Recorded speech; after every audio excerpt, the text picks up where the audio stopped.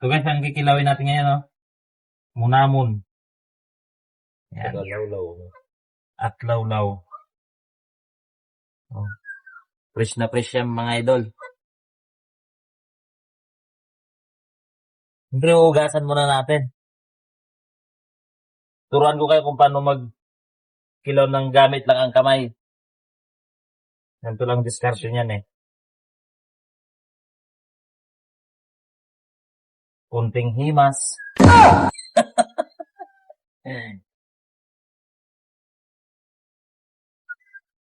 Para maalis ang kanilang siksik. Kaliskis.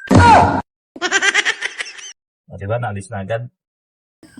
So guys, ganito lang ang gagawin natin. Walang gamit na kutsilyo yan ha. Alisin muna natin ang ulo. Tapos yung pait, no?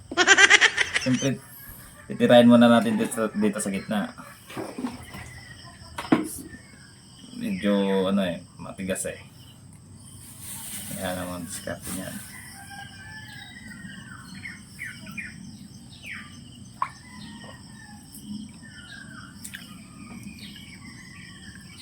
So guys, oh. Nagawa na agad, oh.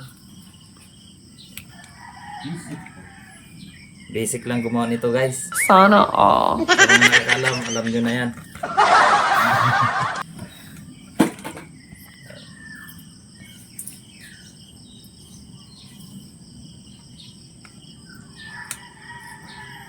Medyo mabagal na akong gumagawa nito eh. Wala kaming pakialam! Tagal na akong hindi nakakakilaw ng ganito. So guys,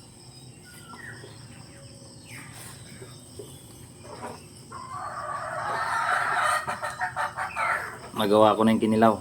Itimplahin na natin. Ito na yung medyo marami naman yung nagawa. Oh.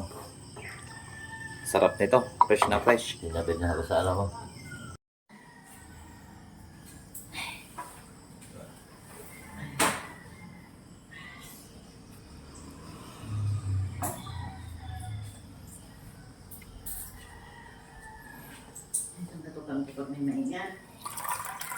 So yan guys, sisimulan na natin ang pagtitimpla ng ginawa nating kinilaw.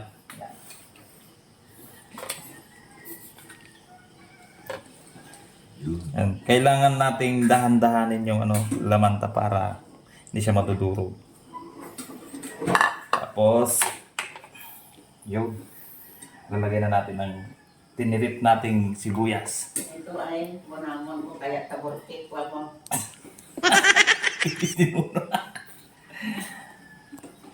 Yan, lapit mo dito para para makita nila kung paano yung pagtimpla.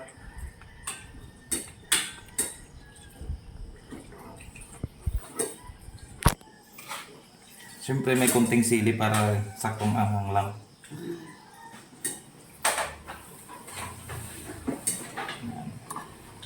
Tapos, suka.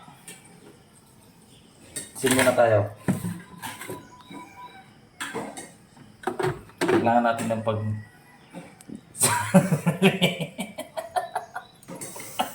Ang galing! Ang galing!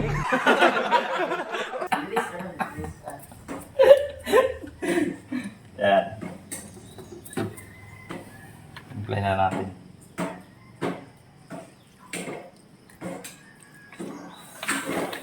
Siyempre mas masarap pag kamay. Wag lang kutsara.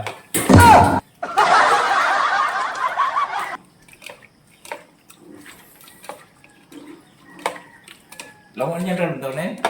Ayun na mo niya. Yan, sarap. Nice.